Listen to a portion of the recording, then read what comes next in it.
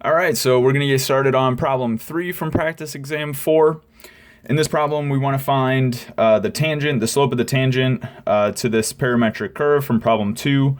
Specifically, we want to find where the tangent is horizontal and where it's vertical, and then we'll just take another derivative of the slope to get us the second derivative. So we'll recall that the slope of the tangent to a parametric curve is given by this equation. So slope is dy by dx, and this is just the change in y over the change in x, and this is with respect to our parameter t.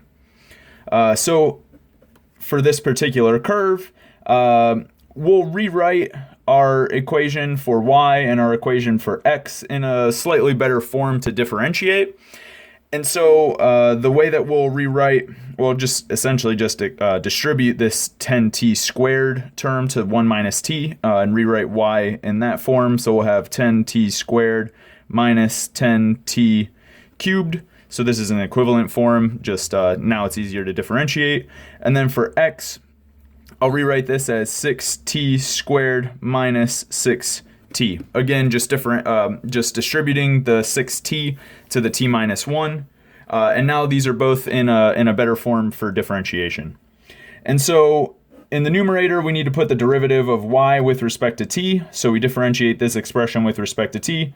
We get 20t minus 30t squared. And then in the denominator, I'm going to get 12t minus 6. Okay, so this is the slope of the tangent at any given value of the parameter. And remember, any value of the parameter is going to correspond to some value of x and y, and this will correspond to a point on our curve, this being the tangent line at that particular point. Okay, the slope of the tangent line. So now we specifically would like to find where the tangent is horizontal. So we'll do this first. So we know that our tangent is horizontal if we have no change in the vertical component, but we maintain some change in the horizontal component. So this will be an easy way to tell that we have a horizontal tangent line. It could be horizontal without this quantity being non-zero, but we'll have to check a little further to see if that happens. And in fact, it doesn't happen in this case. All of our points where dy by dt is 0, dx by dt is not 0, so we actually luck out a little bit in this case. So either way, we have to set dy by dt, which we found is 20t minus 30t squared. We have to set this equal to 0 and then solve for t. So the left side factors as we have a common factor of 10t, which I can pull to the front. I'm left over with a 2 minus 3t. And then I have two solutions to this equation. One coming from t equals 0 and one coming from t equals 2 over 3, which of course t equals 0 comes from this portion being equal to 0. The 2 over 3 comes from this portion being equal to 0. So these are the two values of the parameter where we're going to have horizontal tangents.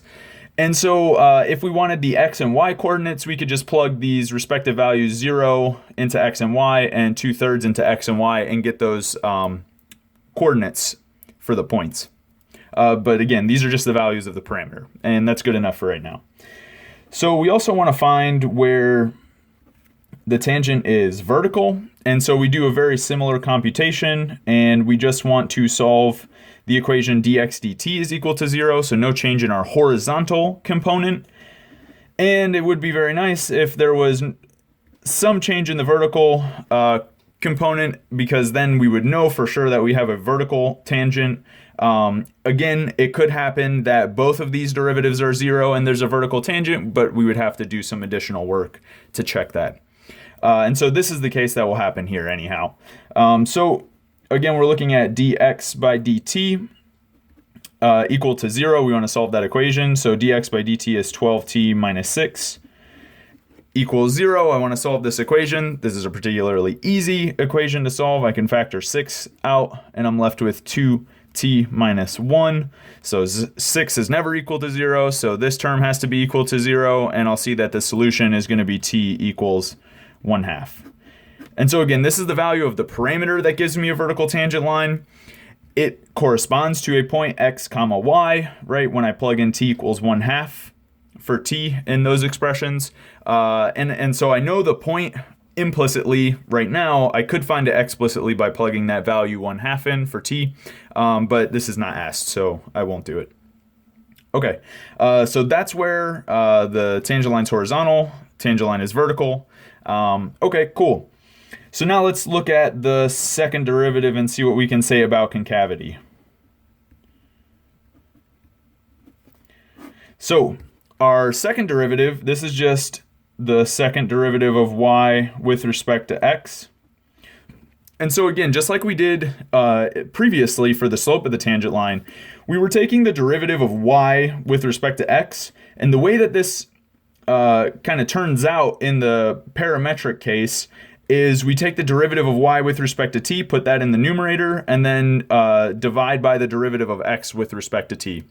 And so here, with the second derivative, we're actually taking the derivative of the first derivative with respect to x. And so exactly the same thing will happen, but now in the numerator, I'll have the derivative of dy by dx with respect to t, and in the denominator, dx by dt.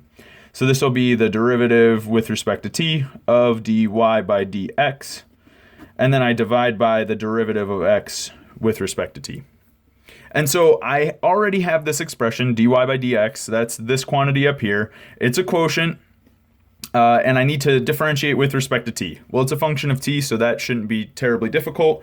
Like I said, it's a quotient, so I'll have to apply the quotient rule, and I'll save you some time and just tell you what I get, but you should definitely pause this video, double check that this is what you're getting as well, or even do it now and then see if you get what I have. All right, so what I get is negative 360t squared plus 360t minus 120 divided by 12t minus 6 squared. That's for the numerator, so that's the derivative with respect to t of dy by dx. And then in the denominator, I have dx by dt. Well, we already know this is 12t minus 6, so I put that factor down there as well. So then the full second derivative comes out as negative 360t squared plus 360t minus 120, all in the numerator. And then in the denominator, I now have two factors of 12t minus 6 multiplying another factor. So I have three factors of 12t minus 6. So 12t minus 6 cubed. Okay, and so this is my second derivative. And so technically that's where the problem ends, but there's a bonus part that asks about where the curve is concave up and concave down. So we will address this issue now. So it turns out that minus 360t squared plus 360t minus 120, this quantity is always negative. Regardless of the value of t, this quantity is negative. So this is, of course, a quadratic polynomial in t. It has complex roots. That's one way that you can check. It's negative at some point, and it doesn't have any real zeros, so it's constantly negative. But either way, this quantity is always negative.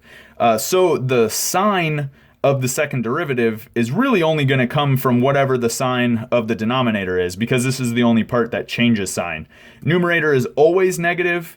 The denominator sometimes is negative, sometimes is positive. So we'll just have to figure out where it's positive and where it's negative. So for the second derivative to be positive, we would need for the denominator to be negative, right? Because the numerator is negative. So where is the denominator negative? Well, it turns out it's negative for small values of t, right? In fact, for values of t between 0 and 1/2. So this is for t between 0 and 1/2. I can't say at 1/2 because then the denominator is equal to 0 and I can't divide by 0. But either way, it's for the smaller values of t that the denominator is negative. And then once t exceeds 1/2, the denominator is positive, and so I'm dividing a negative number by a positive number, and I'm getting a negative number. So I have the second derivative is negative for values of t between 1/2 and 1. And those are all the values of the parameter that we care about because our curve was from 0 to 1. So this is all we would have to mention. And so for our positive second derivative, this is where our curve is concave up. Right, so looking very happy. And where our second derivative is negative, this is where our curve is concave down and wearing a frown. All right, this is the end of the third problem, bonus included. Next video, we'll go on to the fourth problem.